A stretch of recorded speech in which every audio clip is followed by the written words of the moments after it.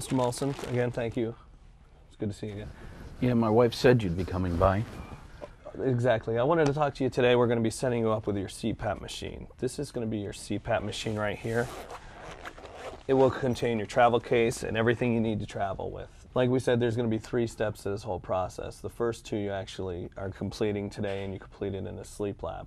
The first one was getting your titration and your PSG done. That's where, if you remember, in the hospital, the sleep center, they actually fit you with a mask, and they worked with you on getting the proper pressure, which this machine will deliver. Okay. Do you remember that? Yeah.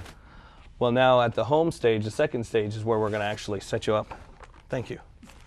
Set you up with your machine and get you used to your pressures and fit you with one of our masks. The third stage is going to be relying totally on you. Once we leave today, we're going to be monitoring you, but also we want to make sure that you are using your machine properly and your mask. So that's the third stage of it.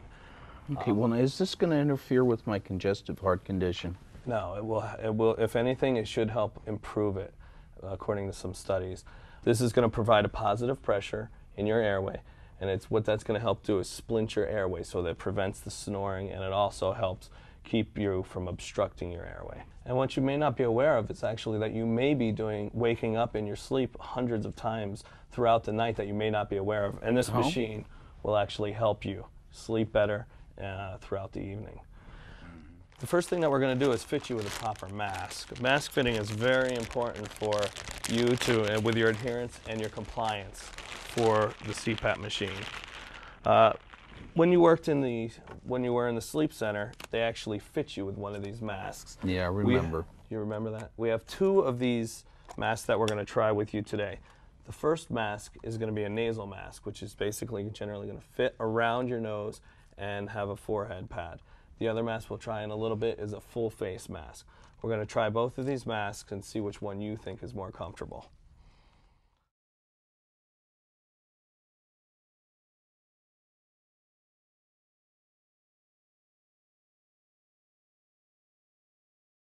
Explaining CPAP, how it works, and its possible side effects before beginning the treatment will go a long way in getting the patient to accept this form of therapy. Trying several shapes gives patients some freedom about choice and comfort. All varieties of interface are attached to the face by headgear that fits over the head. Headgear is designed specifically for a given mask, and interchanging headgear is not recommended. Determining the appropriate size for the patient is better than trying to compensate for air leakage by tightening the mask fit. How does that mask feel? Is it pretty comfortable for you?